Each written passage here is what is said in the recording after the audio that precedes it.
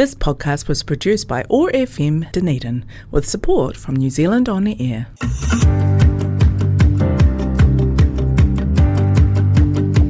Welcome to What's News Dunedin, brought to you by Hazur Kebab, the radio show that spawned from the 20,000 plus strong local Oti-Poti Dunedin What's News Dunedin Facebook group. The group has been putting the social back into social media since 2020 with respectful adult debate and a sense of humour. I'm your host Richard Knights. On today's show we're talking to our wonderful guest Chelsea McGaw from Forest and Bird, who'll be telling us a bit more about themselves and what they do, as well as helping us look back at the posts that have generated the most interactions over the past 7 days on the What's News Dunedin Facebook group. Those posts this week are Winston Peters and Shane Jones being well and truly protested in Port Chalmers when they arrived here last Friday. The announcement from government that parents earning more than $65,000 must support their 18 to 19-year-old children. And also another government one, the government looking to limit where peaceful protest is and isn't allowed. Welcome to the show, Chelsea. Thanks for having me again. Thanks for coming back. Chelsea is an emergency stand-in. We had another guest that's going to come on the show a bit later on in the year, sick child. So if you're listening, Karen, then I hope that child gets better quickly. We all know what it's like at the moment. There's so many bugs around. So it's amazing any of us are upstanding and walking around, to be fair, the way things are going, this kind of spring, summer, winter thing. Mm-hmm. Anyway, since you were last on the show, we've actually added a little bit of extras to the show, right? So cool. We have our pun of the week now. So we have Pun Day Monday on the group, and someone really needs to knock Max Reed off his perch, because Max is basically he's the winner every single week. I know, and I think I'm just going to put it out there. I think we need more people to take aim at Max, right? Because he's a funny man, right? And he's awesome. He's been on the show as well. But he's winning pun of the week like hands down at the moment. Like he's just everyone he brings is a zinger, and it's his one again this week. You know, so he needs a mandatory stand down period. I think he probably does, absolutely. But then where would I be with the pun of the week? There was a couple of good runners up, but I'm like most laugh reacts. I've set my stall out. Most laugh reacts gets on the show. So this pun of the week is I think it's a great one. It only takes me 5 minutes to walk to my local pub, but it takes me 30 minutes to walk from the pub back home. The difference is staggering. Oh, dear. Yep. We've all done that, right? We've all done that. Yep. What time to do the pub? 10. Why did it take you till midnight to get home? I don't actually know. I'm not sure. And why is there kebab grease on your shoes? Oh, who knows? Yep. Absolutely. So no, that was a cracker from Max. Thank you, Max. But hopefully next week someone will, knock him off his perch. Give him something more to aim at as well. Like, if he's not winning every week, he's going to bring his A game as well, I'm thinking. Maybe we need to get on at I don't know, what time do you put it up? 8 o'clock in the morning? Normally between 7:30 and 8 o'clock in the morning. I think the amount of time it's up helps too. Definitely. If you come to it, that have read it. If you come to it later in the day, then obviously definitely there's less chance of getting Maybe I'll set an alarm for next week. Yeah, absolutely. There will be some crackers. There always are. You're familiar with my 3-pot questions. Yep. But because you've been on the show before, you don't get the same questions. Oh. So we mix it up a little bit. Yep. These are vegan-friendly questions. Nice. Unlike the last ones, which you pointed out to me online, that perhaps the jam and the scones and things weren't vegan-friendly questions, and that never was an intention. Well, you can make vegan scones, and there is actually a really, really good vegan cream you can buy in the supermarket. So really? Yeah. It's Flora plant cream or something. It's it's the best. But it's good. Yeah. I need to try that. See, I've always said, I've said this to my wife, I would happily be vegan if someone would do all the cooking for me. Yeah. Because it feels complicated. I like cooking. Yeah. But and to be fair, I haven't dabbled in vegan food at all because it's always felt a little bit too overwhelming. Overwhelming is probably the right word. Actually, it just feels a little bit too hard. But I would happily be vegan if someone else was doing. If I had when I win the lottery and I've got a living chef. Yeah. I think I'd be happy being anything if someone was cooking for me all the time. Yeah, absolutely. Yeah. Well, so am I. I mean, don't get me wrong, but I do all the cooking at home. You see, so vegan stuff is kind of. Well, I mean, these days it's pretty easy. Like, there's so much pre-made faux meat stuff and that you can get now that is just exactly like cooking normal. Because the rest of my family aren't vegan. My baby is, and my kids dabble in it, just depending what the food I'm making is. But so if I make meat and 3 veg, Like they'll have sausages and mash and veggies or whatever, and I'll just have vegan sausages instead. Like I just replace like for like most of the time. If I'm feeling really energetic, which isn't that much at the moment, but I'll make like a big curry or stew or something. That's a bit more onerous, but like I don't do that every day. I have like 15 minutes to cook dinner in the evening. So sometimes it's weird. Life's a rush, to be fair. So anyway, but we're going to do vegan-friendly questions this time around. So first question, and again, this is just dipping into the soul of Chelsea and figuring out everything we need to know about you in 3 quick questions. Toilet paper. When it goes on the roll, does the paper over the top closest to you, or is the paper over the back and closest to the wall? If I put it on, it's not the wall side, it's the other closest side. To you. Closest to you. Yeah, absolutely. That's the right answer. I always have one question in the show where you can get one wrong. Right. And this is it for me, right? I'm the same. Right? Or else it trails against the wall. Well, it depends, because we use those mega rolls, those really massive ones. And because they're so big, they'll be against the wall, and you either can't pull it and they break off in just tiny squares, and who wants that?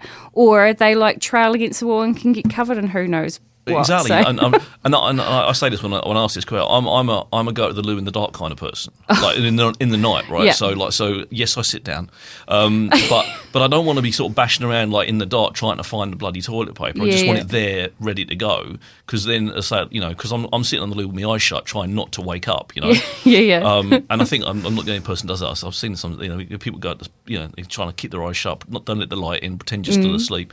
I don't want to be fighting the wall for my toilet paper. Fair enough. No, exactly. So that's, again, you pass with flying colours.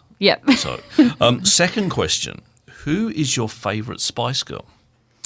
Oh, well, okay, so when I think I was 12, Form 2, back when they had forms, I had a Spice Girls birthday party. I think it was my 13th or my 12th, and I went as Sporty Spice, because Sporty Spice has always been my favourite.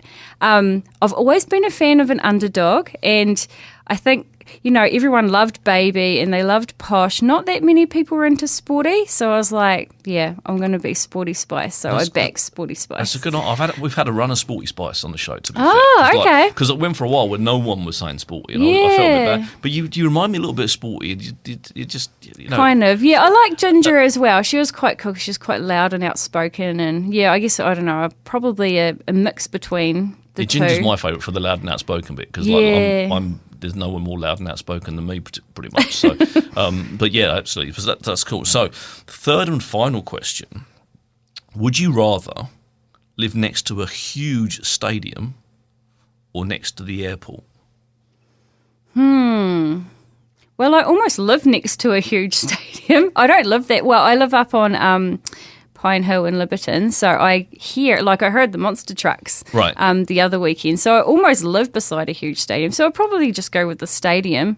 I guess, airplanes can operate all hours of the night, whereas stadium stuff's usually wrapped up before midnight. And it's not as frequent either, is it? Like planes are coming and going all day long. And then there's lots of local events and stuff in stadiums, so you'd have quick access to things I don't fly that often, so I just take a shuttle out to the airport. It's easy. If I was flying every week or something, maybe living next to the airport would be a bonus. Would be a bit more handy, but I think I'd go with stadium. I think so too, because I did used to live next to a stadium. When I say live next to a stadium, I mean literally I used to live in Newcastle, and the halls of residence where I lived, if I looked out my window, I looked across the road, there was St James's Park, which is the massive football stadium in Newcastle. So I used to see all the famous footballers go and walk. Cool.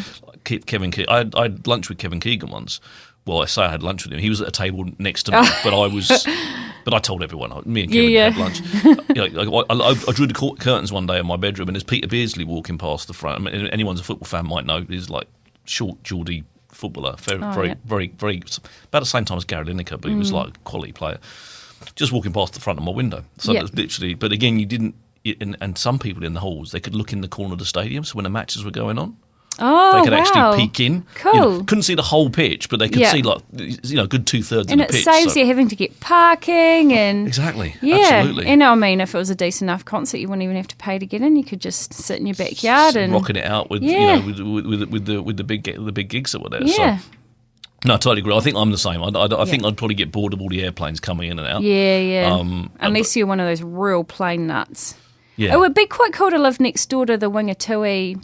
Wingatui? No, the Tyree Aerodrome I know what you thing. mean, yeah. Yeah, with all those hobby planes and stuff. That would be quite cool seeing them come and go because they've got some pretty cool planes. But I think I'd be nervous for them all the time, like when the learners sort of land in the planes and stuff. It'd be like ooh, thank God for that. Yeah, it's like, I'm not sure my nerves would be able to take it. yeah, true. But definitely not like an international busy airport. That would suck. No, I think that would suck. What cracks me up though is when people move to beside these things and they complain about the noise. I know. I know. There was that story a little while ago in the paper about someone making a noise complaint about one of the places. Oh and like it was a music venue. Half Yeah, past 7 at night. yeah. 7:30 at night. Well, hang on. I know. Like, what are you playing at? You know. Yeah. I've got some noisy neighbours. Like genuinely, I've got some noisy neighbours that like to play their music, but it's always over by 10. Yeah. 10, 11 o'clock. Well, it's give and I, take, and I, right? and I, Yeah. I look at it and kind of go, even if I'm going to bed at 9 o'clock because I'm an old bloke and I need I need my beauty sleep. Yeah. I look at it and kind of go, well, I'm not going to complain at 9 o'clock because actually,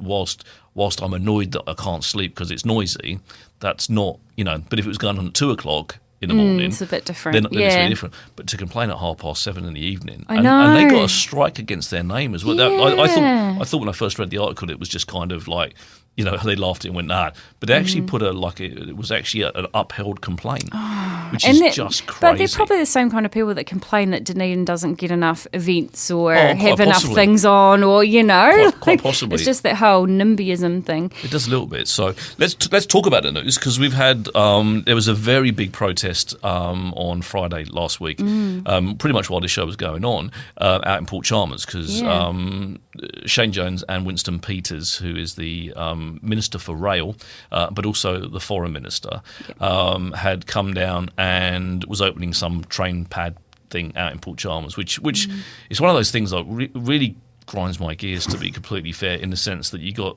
this government patting themselves on the back for the stuff of the Taking the last cred, government and yeah. taking the credit. They did it with Hillside, Yep. with the workshops at Hillside. They've done it again with the rail pad, which again was started under the previous government. And it should be. I mean, in my mind, it should be those guys coming down and actually standing there and actually going. They're the guys that brought it. 100%. They're the ones that brought it to the fore. It's the same with the George Street redevelopment, right? Yeah. Yeah, well, exactly. All those Yeah. people patting themselves on the back and riding the seesaw, Yeah, and yeah. actually they're the ones that didn't want to do it, right? Yeah. They're the ones that Yeah. voted against it, which is crazy. Yeah. Anywho. But there was a big protest last week. So they basically closed down Port for like 4 hours Yep. because of Free Palestine, for standing up in solidarity with Palestine, and unfortunately, not even a week before, our foreign minister stood up in front of the UN and basically said that New Zealand would not recognise Palestine as a state. Yeah. Whether you believe in that or you don't believe in that, that's entirely your choice. But the fact of the matter is, he seemed surprised that he was then protested when he came down here by people who want to see Palestine recognised as a state. And I don't think, despite some people trying to do this, I don't think you can take the rail minister out of the foreign minister, make them different people, and somehow kind of go, we're not going to worry about all the horrible things he said about people last week. Yeah. He's opening a railway line, so we're going to celebrate the railway line. I'm not so single, channel in order to. And I mean, he's not going to come down here and represent himself as a foreign minister on that decision. Like, this is the opportunity that he was here. You know? Exactly. Yeah. He's not going to come and listen to the protest just to do that because I've noticed a lot with this. They run scared. They do run scared. Oh, yeah. And it's just frightening to see that they talk a big game. They make lots of They noise. don't back their decisions. No, Yeah. they're very angry and vocal about it, but then they won't front up to the people Not on the ground. No, not they on, will in the media, but of course. with the protection of their words being protected and put in the way they want it, and statements and media releases and God knows what else, they're quite happy to. But they wouldn't face people. I mean, we've had it here when Christopher Luxon came down and he wouldn't front up to us about the hospital. And I was there. I was standing at the front of that protest, right? So I'm there, and Chris Luxon's running from me, and I'm not scary. Genuinely, I'm not. I'm a teddy bear. But the fact that they won't show themselves to the public that they want the votes from, and they won't stand by the decisions. And this is a prime example of Winston. And Winston put the boot, while he was protected and covered by, his rail minister's hat, he put the boot in to everyone outside. It wasn't like he didn't, make comment to it. So again, he's not separated himself from that decision, that conversation where he stood up and said apparently on behalf of us, and he doesn't speak for me. Yeah. We don't recognise Palestine as a state. On behalf of what? 6% or something? Well, exactly. His 8%, they're 6%, or whatever it was. I think ACT is 8, they're 6. Or something that's stupid. Right. Yeah. Exactly. And I just find that whole thing. I just find it so awful. They're meant to be. The politicians are meant to be the voice of the people, yet they won't listen to the people's voice. It does worry me that that's the case. We've got a very dictatorial government at the moment. Is that dictatorial? Like a dictatorship. Yeah. I'm not sure dictatorial is the right word, but there might be some more letters in there somewhere. Yeah. But it's very much like, again, that thing with the medical school. Like, there's come out this week saying, like, the advice was don't go ahead, but they went ahead. There's so many stories where it says the advice is don't do that, and then they go and do that. Because they're actually just going, I don't care what you say, I'm going to do it. I don't care if it's illegal, I'm going to do it. I don't care if it's a breach of human rights, I'm going to do it. I'm thinking primarily about the gang patch law. Where that was actually, all the advice is from DIA, the lot was actually a breach of human rights. I'm telling you that Maui and Hector's Dolphin Defenders T-shirt you're wearing right now. It's a fantastic T-shirt, everyone. I'm very much for as a Dolphin Defender too. You can't wear that. Well, hang on. Do you know what I'm saying? It's like like that. That, it's attacking people's rights to express themselves. Yes, right? Exactly. Just because you wear a gang patch doesn't mean you're committing a crime, but they've made the wearing of the patch the crime. And and again, human rights experts go, that's a breach of human rights. Government says, I don't care, I'm going to do it anyway. I don't want a government that says, I don't care, I'm going to do it anyway. Yeah. Well, that's like a lot of their so-called consultations. I've had that recently with. When I did a big national submission to the Fisheries Act on behalf of Forest and Bird, is that, they put out this consultation document, you say what you think about it, why you think they need to change some things, and then they come out with the decision or with the next stage of consultation, and it's exactly the same as it was before, and they haven't taken into account any of the submissions. It's just kind of tick boxing. They just kind of, go through the motions that they need to go through to say, oh, okay, I've consulted, but didn't like any of what anyone said, so we're just rocking ahead. Rocking ahead anyway. And ultimately, some places, it would feel like they're breaking the law at the same time. They don't care. I mean, I've heard it before, Christopher Luxon standing up saying, I don't care if it's a breach of human rights. I don't care if it's, if you think it's illegal. Well, you should. Genuinely. Yeah, well, he'll care when no one votes for him because he's taken away all their rights. Well, exactly. But he might just install himself as king of New Zealand, and then like Trump's trying to do over in America. Yeah. Moving on. The announcement that parents, and this is another stupidness from the government, that parents earning more than $65,000 must support their 18 to 19-year-old children. And this is another just like crazy. It's like a false method of saying we've got 4,500 people off the job seekers, right? Because we said they can't have it no more. Yeah, right? That's how we're doing it. What we're doing is just we're not moving them into work. We're just saying We're just basically saying that we don't. They're not on that list anymore. So we reduce people looking for work by 4,500, which on paper they have, but that's not the reality. Yep. And then the limit. They're going to test it at 65. Yeah. The $65,000 at the moment is not a lot of money. That's barely barely more than minimum wage. Yeah. So what they're doing, and they've done this consistently for the last 2 years, is they're punching down on the most vulnerable. Because what they're doing is they're going, I'm not going to give you money. I'm going to make it the responsibility of someone that's far, far more vulnerable than I am as a government to therefore support you. You know, I'm going to take funding away from the homeless. I'm going to make the grassroots charities that are doing it on the smell of an oily rag responsible for making sure that you're not living on the street. But I don't have you on my stats anymore because I've said that I've done this and I'm not paying for it. Yeah. I don't get this government. No, and they preach about, they're all about cost of living, and they, that's how they got elected. They're going to tackle the cost of living, yet they're going to do things like this, which would make, anyone on 65 grand or under, like, they won't be able to buy groceries for the week, or, it is mad. And 65 grand, is not a lot of income. No, they have no idea what 65 grand buys you these days, I don't think. They're just completely out of touch. No, completely. Exactly. I mean, so anyone that's spending 65 grand could be spending, 30, 40, 50% of that just on rent, Yeah, quite and the easily. reality is most of these people on an income like that will probably be renting. Yes. Yeah. Exactly. And then suddenly they've got, they're thinking at least at 18, I've looked, I've never, but the other side of it is that what if the kids don't get on with their parents? I mean, that's I mean, like in an ideal family, that's, again, it's okay, that's fine, all right? I'm going to look after you, right? So if my kids living at home, I don't care whether they're 18, 19 or 55, right? They'll get my support because I love my kids. We have a family unit that actually likes each other, right? Yeah. But that's not all family units, right? What about the example where the 18-year-old is desperate, is either living in an abusive or a violent or an addiction type environment, or they're having mental health issues. There's lots and lots of things that they could be experiencing. They're looking at it and going, I'm going to be able to get out at 18, and I'm going to get away from it. Or the parents can't afford, lots of situations where now suddenly you're putting all that pressure back on an 18, 19-year-old that is already struggling because of all the other factors that are going on in this particular whānau or her particular whānau. It doesn't actually, and all you do is go, well, because you earn 65 grand or more, it's your responsibility. Yeah, yeah.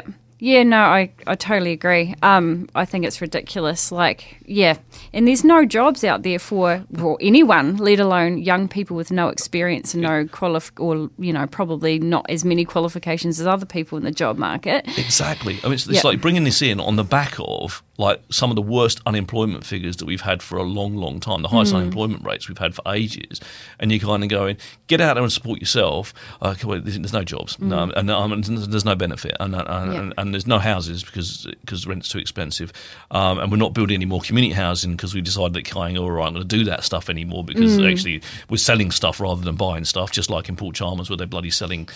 They knock down homes to build new homes and then decide not to build the homes. So you've got a government that's basically saying, I don't give a rat's derriere. Or you can go study, but then they've changed it so, they had that thing where you could your first year of study was free, and then they flicked it to the last year now, so they've lost that support too. So, if they decide to study, it's just as hard. It's really hard to get a student allowance. It's the same kind of income threshold or even less, I think, to be able to get, not everyone can get a student loan. It's a crap decision. I know, and it's just, but I wonder, like, if I do something stupid during the day, right? I go home, my wife grabs me by the collars and goes, "You're an idiot," right? Like, does it happen on the daily? I can neither confirm nor deny that question, Chelsea, and all further questions should be directed through my lawyers. But you know what I'm saying? Like, you'll be the same. Like, we have our partners, right? If I go home and I've made a stupid choice, right? Someone lets me know. Whether it be my kids, my wife, like Facebook, someone lets me know, right? And then I kind of go, yeah, you're probably right about that. I better go and fix that, right? Yeah. I just wonder whether they go home to their other halves, their partners and stuff, and whether that conversation even occurs. Because I know, I mean, I'm not making decisions about people's lives, right? I'm making a decision about what I had for tea or whether I bought the extra, an extra pop vinyl for someone or didn't, or or I picked the wrong one, or these aren't life-altering decisions, but these people are making decisions that literally affect people's everything. Yeah. And I'm just wondering, does Christopher Luxon go up to his wife and then she goes, Chris, like, mate, WTF? Like, exactly, WTF, mate. Like, You need to go back and fix that. Yeah, I don't know. Maybe they've got some really, really strict boundaries around home that work's work and home's home. You'd probably have to as a politician, I guess, or else you'd end up. I mean, I think probably there's pretty high divorce rates in politics as well. That wouldn't surprise me. But no, but you know what I'm saying? Like, somewhere in your sphere, we all live in echo chambers, right? Yeah, I live in an echo chamber that people. I hang around with people like me because I like people like me, right? But if I stuff up, someone in my echo chamber kind of brings it to me and kind of goes, brings you back down to earth, mate, you've done a wrong. But they all hang around with rich businessmen types, they're all on the same page with this because they've got no idea. They do not know what 65k buys you. Like Luxon's saying he could survive a week. What was it, $60 a week on groceries or something he spends? Oh, that's what he said. Yeah. But that's probably because he orders freaking Uber Eats every night and he doesn't count that as groceries. No, exactly. It's like, $60 on groceries is lucky to get your dishwasher tablets and your toilet paper. Yeah. Like at the price that they're at, Yeah. And that's so. And I've tried a toilet paper and dishwasher sandwich, and they're not. And they're not nice. No. That's what happens when you stagger home from the pub and it takes you 30 minutes rather than 5. Yeah. That's the food you've got when you get back. But, it is mad. It is, that's the case. And then the last topic of the week, they also now want to turn around and say whether you can and can't protest. Yeah. Right? Which is, and don't get me wrong, the smashing of Winston Peters' window, don't condone that at all, right? Because you cross the line at that point because that's no longer peaceful protest, right? In my mind, that's no longer peaceful protest. And I get what they say when they say you can protest me, but it's not my family aren't involved, right? And I totally get that as well, right? And no one should feel. Well, it shouldn't be personal. No, exactly. No one should feel scared or in their own home.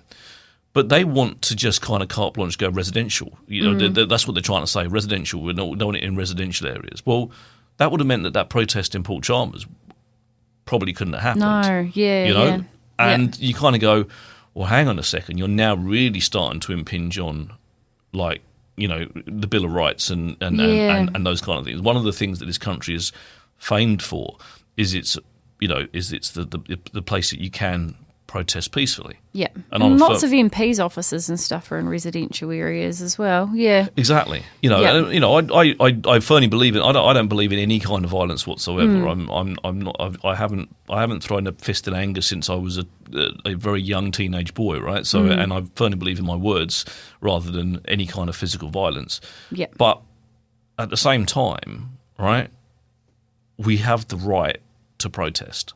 Yeah, and how else are you going to be heard? And there's all different kinds of protesting. Like, I'm not sure what this covers, but, putting a booklet in someone's letterbox can be a form of protest.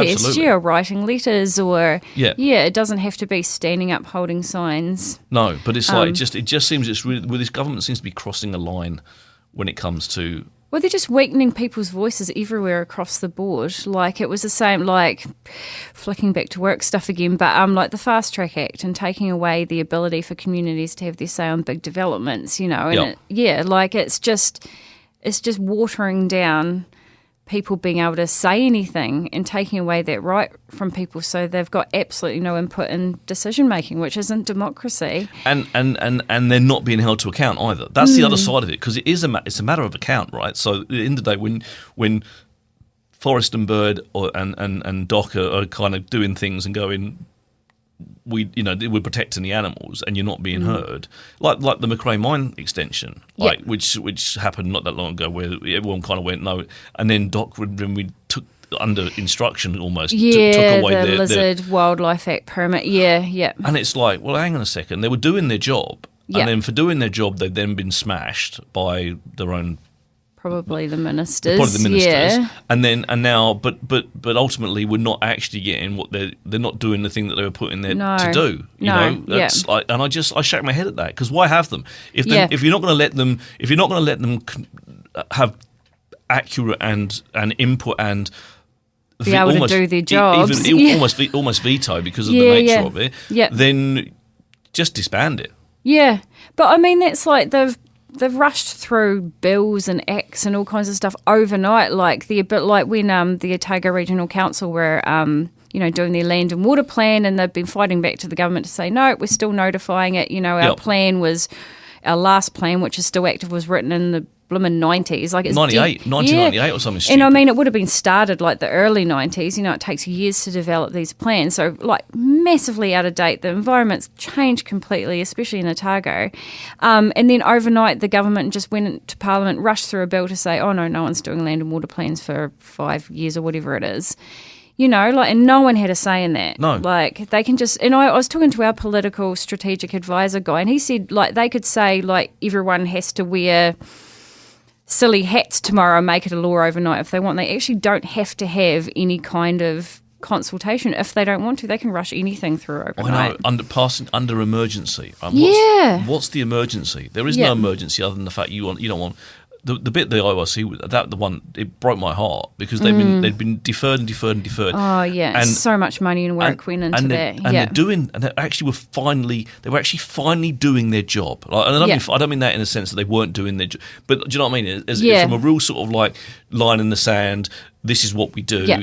They'd finally got to a point where they could actually go, hey, look, I've got a deliverable. We've got a deliverable. Because that's what you're after. Talking. That's what you want from me. Yeah, it must just be so soul destroying for them. Yeah. And have that pulled out from underneath them at the last minute, under threat as well. But that's the other side of it. It wasn't like it was like it done in a friendly way. Yeah. It was almost under threat, because actually... And then they got almost abused in the media by Shane Jones. Of course. Yeah, exactly. The Kremlin or whatever. The Kremlin. Yeah. Because they don't agree with you. Why have we got politicians like that?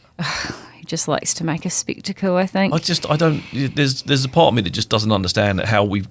No, I do understand it. Because it keeps them in the headlines and gets some supporters and votes, that's why. Yeah. Yeah, you do get who you vote for, and it's just. But then I look at what people have voted for, and it just makes me want to cry. Anyway, we're going to move on and talk about you. But before we do, we're going to get a quick word from our wonderful, wonderful sponsor. Have you checked out Hazard Kebab yet? It's your go-to for a delicious lunch, a tasty dinner, or anything in between. Order online to save time and pick up some delicious, authentic Turkish cuisine in just minutes. HazardKebabCafe.co.nz. Dine in or take away at 906 George Street. Nice vegan kebab for you. Yeah, I love a good falafel kebab. I had you won't like this, but I had a chicken and falafel kebab from there. Like, because I wouldn't normally put falafel in a kebab because... Carb on carb, just because it doesn't cross my mind. But, but the wonderfulness of he does all my food for me, right? So I just go in and say, make me something. I don't order off the menu anymore. I just say, you decide what I'm eating, I'll eat it. And he was hunting around and thinking, I'd kind of gone through the menu. I'd kind of come back myself, and he said, he did me this chicken and falafel wrap. Nice. Wow. Yeah. So good. Oh, that's good. Yeah. So good. Like, genuinely. Like, I mean, I'm saying it's not like I dislike falafel. Yeah. It's not like I've never had falafel. I've had falafel in the bar. Yeah. Just the whole combo thing was just bloody fantastic. It was like, wow. Oh, well, fantastic. Next time we can have just a falafel one. It'll be just as good. It could be better. It could be better. Yeah, it could be. I'm not ruling it out. Yeah. Like, the food there surprises me all the time. Nice. Before we move on and talk about you, I just want to make a couple of things. Obviously, we've got election tomorrow. Local elections finishes at midday tomorrow. I just want to encourage people to vote, all right? Can't really talk about it very much because I'm a candidate, but I just want to go, if you're listening, get out and vote. There's still time. You get the council that you vote for, and if you don't vote, you really get the council that you vote for, because actually you're not even putting your voice out there in order to actually to influence stuff. So please get out there. There's still time. If those bits of paper sit on the side, you can drop them off in one of the orange bins, even drop them to the DCC, and even tomorrow they're doing a drive-by collection, so you can literally just drive through the Octagon slowly, and they'll collect them from your car window. So they want you to vote, right? You got until midday tomorrow. Please do that. Have you voted? Of course I've Fantastic. voted. Good to hear. The second thing I want to mention, and you brought it up to my attention, is today is World Mental Health Day. Yes, it is. So you brought that up, and we were talking this morning when you were so graciously jumping in to help me once more into the breach, my friend, to come on the show. Mm-hmm. So it's one of those things. Mental health is something that we've been, as I've grown older, I've realised that we're just not doing enough about it. Right. So I've had many people in my file now have mental health struggles. and it's not spoken about enough, especially amongst men. And because we're all so bloody tough. Like if you saw me in front of a rom-com, Chelsea, blubbing my eyes out, and everyone's sort of sitting around and go, "Why is he crying for that? That's so sad." I'm not tough at all, right? And most of us men, really deep down, we're not. We're the same as everyone bloody else, but we're just frightened to sometimes talk about our feelings, right? I think it's so important. I wish we didn't have to have mental health day. Those kind of things. And day for this, day for that. World Donut Day. Those are the sort of things that stuff days can get behind that one. Yeah, totally. Yep. And go to Let Them Eat Vegan for the best vegan donuts ever. Vegan donuts? Yeah. They're amazing. Yeah. Stuffed vegan donuts. Well, they just taste like normal donuts. I shouldn't even call them vegan donuts, but they're donuts that happen to be donuts. vegan. But go there in town, get a donut. Fantastic. There's a wee plug. I think I'm going there straight after. Yeah. But World Mental Health Day. So if anyone's listening and you need support, go and get it.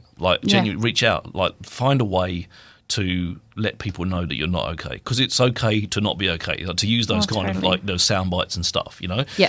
But thank you for bringing it to my attention, because I wouldn't have been aware of it without. Yeah, well, I knew it was Mental Health Awareness Week this week, but I didn't realise it was actually like a global day today. And we got sent an email from work reminding us, and I was like, oh, great. Okay, I'll tell Richard. Yeah. But it's important. It's important that we look after each other, isn't it? Definitely. So the world is hard right now, right? It feels like It feels like we're getting smashed from everywhere, right? Yep. Genuinely feels like we're getting smashed from everywhere.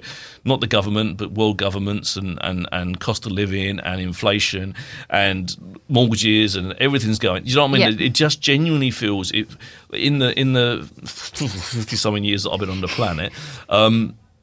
It feels as tough now as I've ever felt it. It's really compounding at the moment. It's, a lot of things at once for people to have to deal with. And that's just a normal normal, I shouldn't say normal, but people might have other things going on top of that at home, or they might have health issues, or exactly. whatever. They've got financial issues, they've got housing worries, they've got work stress, they've got exactly. There's so many things. It's so important to look after you, right? Yep. To look after. I say look after number one. I don't mean that in a self-centered way, but if you're not looking after you, you can't look after someone else. No, exactly. It's like that whole put your oxygen mask on yourself in the plane first before you put it on your child. People look at that and go, but if you can't help them, if you're not in a position to help someone, you're useless, right? Yeah. So you need totally. to be, I'm not saying everyone needs to be mentally strong for everyone else, but at the same time, you got to look inside and kind of go, if I'm struggling, I need to find a way to grab some help from someone. And don't wait till you reach rock bottom. Yep. No, because quite often that is the trigger. And and that, sadly, that's the trigger. But it doesn't need to be. We need to, and from everyone else that's listening, go in and check on people. Totally. Ask people how they're doing. Ask people how they are. Make sure that they understand that they can come to you for support. Yeah. So that's just a couple of bits I wanted to get. And now I want to talk about you. So what's been going on?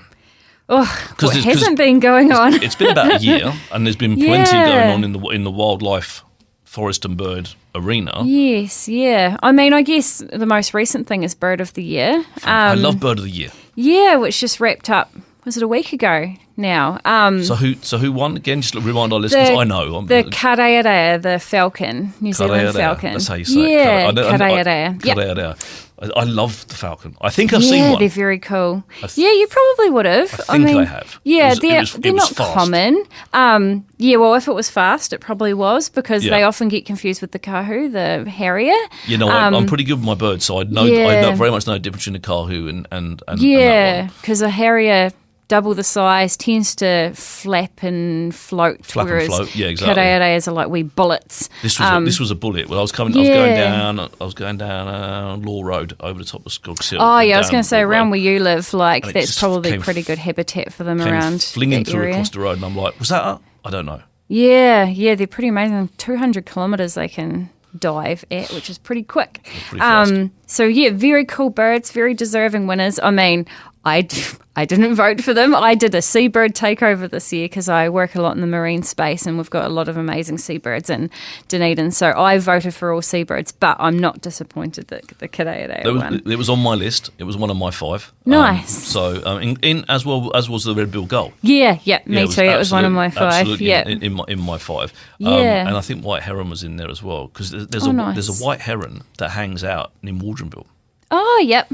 Yeah. That would make sense. Yeah, around by the estuary there. Yeah. And sometimes you see it in Ocean View. And I didn't realise they're less than 1,000 birds. Yeah, there's not many. I think they get the odd birds. one out Portobello way as well. Yeah. Yeah. So I see this white heron. I think it's common, right? Because Yeah. I'm seeing it every day. I'm door knocking in Waldronville. I'm knocking on the doors. I'm door knocking. I go up to this house.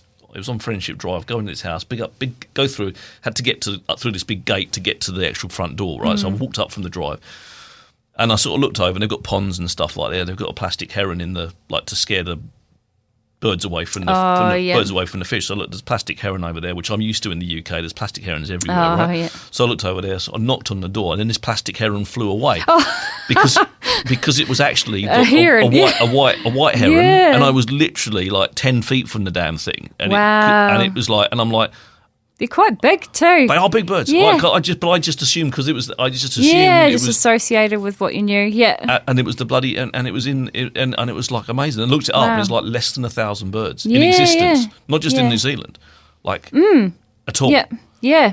They're pretty cool, hey? That's Hang pretty- out with the spoonbills and stuff. I love Yeah. those guys. They look like punk rockers. They're Yeah. the ones. I know springs. I know summer started when I see spoonbills in Waldronville. Oh, yep. Like because it gets warm and then they come. Yeah, Right, so yeah. as soon as I drive down, I see the first spoonbill. I was like, right, Yep. summer's here. Yep. That's how Yeah, I yeah. gauge it. You know. Yep. And, Yeah, and then when they're totally. gone again, Yep. winter's here. Yep. Winter's coming. Nice. It's very Game of Thrones. Yeah. So Yeah, so we had Bird of the Year, so that was really successful and really great, and hopefully, shines a bit of light on the Kidea, which is, they're declining, they're a vulnerable species, much rarer than the kiwi. We've only got 3,000 to 5,000 of the collective 3 species of falcon left. The one that we see here usually is the eastern falcon, but there's 2 other subspecies of them as well. So yeah, there was Bird of the Year. Other than that, I'm pretty busy in the marine space, working on like seabird, particularly hoiho, Maui, Hector's dolphins. I'm part of the Maui's and Hector's Dolphin Defenders national network as well in my free time. Not much of that exists, but I was going to say, do you get free time? yeah, not really. Not but, really. No, I'm a subscriber to I get the newsletter and stuff. 'cause Nice. I've signed up to all the bloody,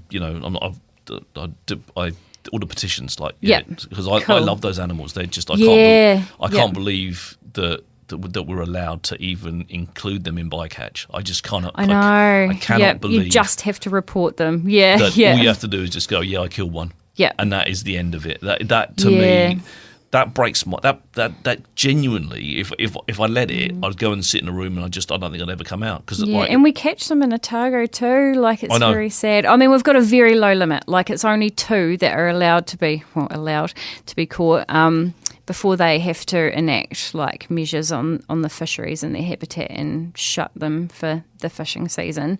but 2's too many, isn't it? Yeah, well, when you're talking about I can't remember how many is in our subpopulation. I think it's around 50 or 60, and they are genetically unique. So even just one dolphin going in that little population there will have impacts. Is that the Maui dolphins? No, that's Hector's. Maui's are up north. Yeah, Right. yeah. So there aren't many Maui's left at all. Maui's is a really special subspecies of Hector's. Right. But we do have different genetic diversity around different small populations in the pockets where they're found. Okay. Yeah, so there's quite a big population of them up around like Banks Peninsula. Akaroa and stuff like that, yeah. and Timaru, Caroline Bay kind of area. But we've got our own special little population of them here in Otago that, around like Karatane Okay. area. Yeah. And they come into the harbour sometimes, not often. I've but- seen them, Rachel McGregor on Port to Port. I've seen. Oh, yes, yeah. Because she's a friend of the show too. Yeah, of course. Yeah. So, I try and do a bit to do with Hector's as well. Sea lions, of course, Pakake, Paikaki. I love sea lions. Paikaki is the reason I'm here. Yeah, yes, I know. Yeah, So that's yeah, my and story. we've both got sea lions that we've got to name. I know, Elwood. Yeah. If you're listening, Elwood, I'm thinking of you. Well, actually, that was a couple of years ago, right? Yeah, possibly. It came out from doing the show. So Yeah, I've only he been- might be down in the sub-ants now. I've done the show for 2 years, just over 2 years. Oh, yeah, maybe not quite. So it wouldn't be quite 2 years. Yeah, he might still be hanging around. They tend to go down to the sub-ants once they kind of mature a bit. Right. So he might still be around. Yeah, and so like I said before, I'm busy working on stuff to do with like the Fisheries Act because that's going to select committee at the end of this year. I've also been working on the Department of Conservation and making some changes or leading some changes to the Conservation Act about selling and disposing of conservation land, that we're, quite firmly against that, and changes to concessions for kind of what activities can take part on conservation land. So things like, mining, which we don't want to happen. No. So I'm quite involved in, I'm the national lead working on that stuff as well. So quite busy in that space, and then just, lots of other bits and pieces that are going on. And So I've got a question for you. Yep. And you won't have. I'm sure you won't have the answer. So because it's kind of a rhetorical question. Okay. We've been destroying the planet for hundreds of years, right? Yeah. As a species, we're the most, in my mind, we're the most invasive species on the planet, right? But we're also apparently intelligent. Apparently, Well, right? it depends how you measure intelligence, but yeah. Yeah, exactly. So I measure intelligence the fact that we used to have a saying that if you don't change, if you don't learn from the past, you run the risk of repeating it, right? Yeah. We know that mining is bad. We know that our planet is burning. We know that we're in a climate emergency, right? Mm-hmm. These are undisputable facts, and regardless of what anyone else out there might turn around and tell you, these Yeah. are indisputable facts of the fact that we are slowly stripping our planet of all the resources that it's got, right? There's a finite amount of iron left. There's a finite amount of aluminium left. There's a finite amount of all of these natural resources. Why is a government trying to change an act to make it easier to do mining, or easier to destroy the planet, or easier to rip up a field and put down a house, or Yeah. what? Well, because it's all about the short-term buck, right? It's not about the long-term effects. It's about trying to grow the economy and get a short, sharp cash injection to do that regardless of the long-term effects that it will have. It will cost in the long run. If we're all dead, what does it matter? Yeah. Yeah. Genuinely, if we're all dead, what does it matter? Yeah, yeah. Yeah. They say to you, you can't take it with you when you die, right? So Yeah. if I make $1 million tomorrow, and I could because I bought my lottery ticket, Yeah. and it's Nice. definitely my turn. Yeah. If I die on Sunday, right, I can't take it with me, right? No. So I can make all this money, but if the planet's gone, if we literally have, we've gone beyond the point of no return, and the planet starts to, fight back, what's the point? Yeah. In my mind, I mean, I'm not trying Yeah. to be I'm not trying to be all doom and gloom and horrible, but it just Yeah. I just cannot fathom as an intelligent human being Yeah. that considers themselves slightly less invasive than perhaps some other people are. There's no logic in it for me. No. Well, that's it. Maybe we're intelligent, but we're not logical. Because, I don't know, to me, they're kind of different. I Agreed. said, it's the way we humans measure intelligence, by IQ. And now I don't think, there's so many different forms of intelligence. There's that old saying, you can't judge the intelligence of a fish by its ability to climb a tree or something like that, you know. And there's these animals which, these birds that for generations migrate to the exact same place that their, great-great-grandparents were born in. And I need GPS to get to the shop, right? Yeah, exactly. They're smarter than me, right, at that there's point. this genetic memory thing. There's elephants go and visit the grave sites of their family that have passed away, and all these amazing things. There's this fox that can find magnetic north and adjust its trajectory when it jumps up into the air and then comes down into the snow to get its prey. And I can't even work out what direction south most of the time. It's mad, eh? Yeah. I saw a wonderful TikTok the other day where I say it's wonderful. Big alligator It's got this monkey in the mouth. Big monkey, got a monkey trying to eat this monkey, massive alligator, crocodile thing. And then another monkey comes along with a stick and beats the alligator into dropping the monkey. Yeah. And I'm looking at that kind of going like tools, like genuinely. It's like I'm like looking at it going, that's kind of where, a million years ago, whatever it is, that's how we kind of evolved. But instead of going at they literally brought a stick, whacked it over the snout, and this bloody alligator lets go of the thing, and it come, whether it lived whereas after that, a human, they'll probably pull out their phone and take a video.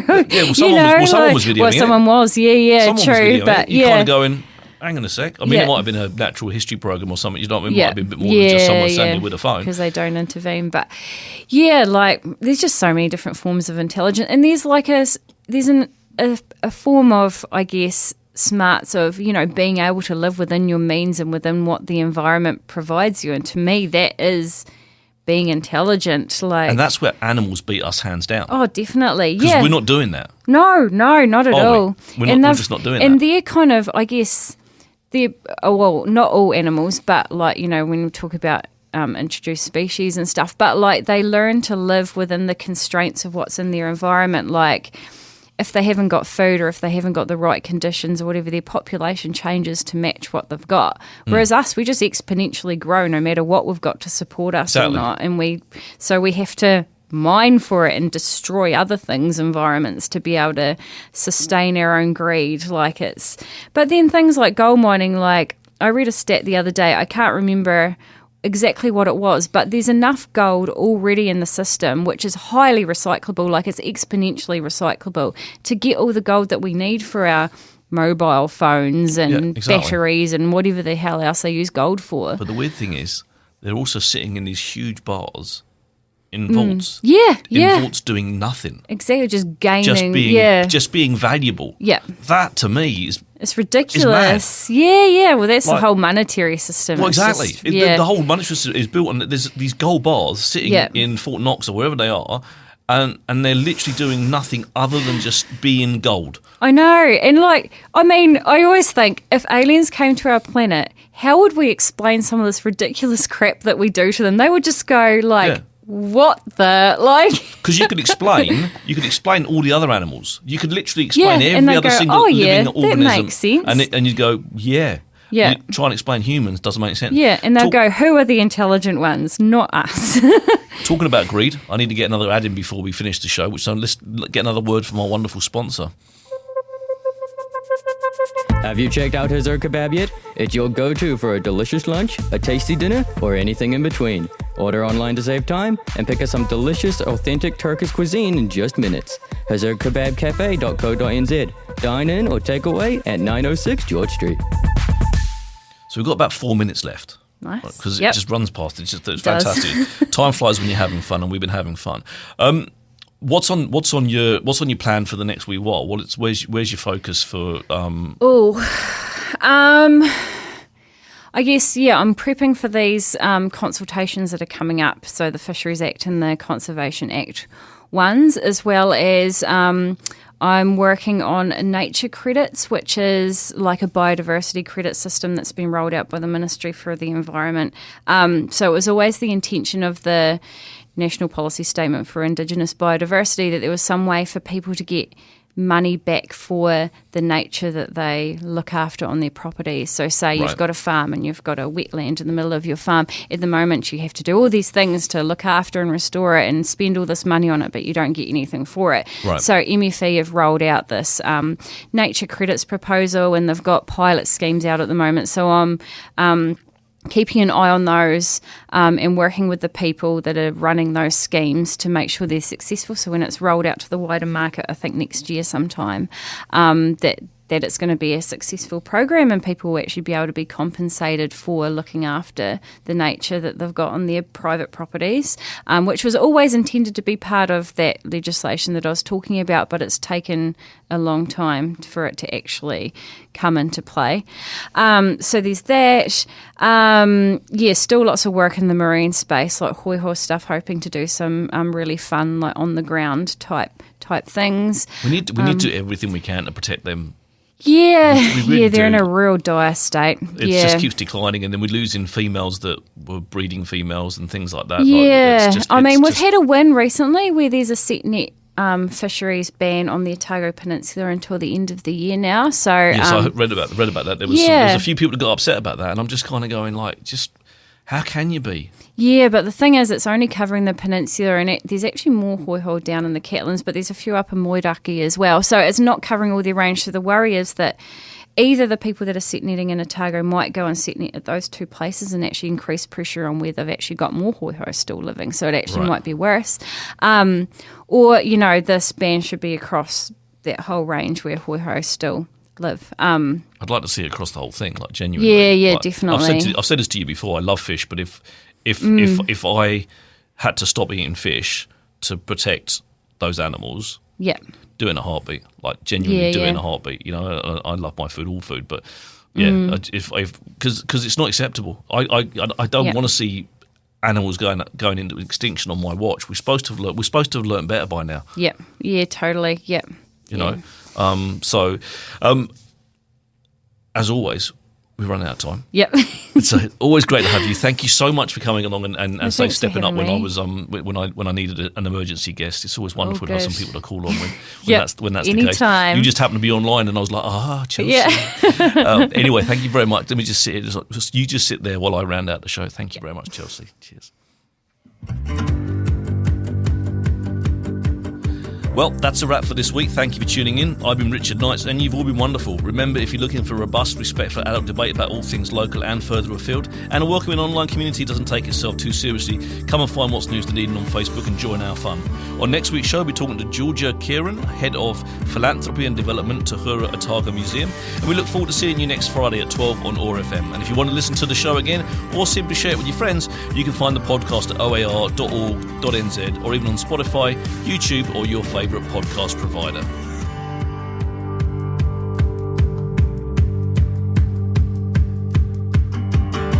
This podcast was produced by OAR FM Dunedin with support from New Zealand On the Air.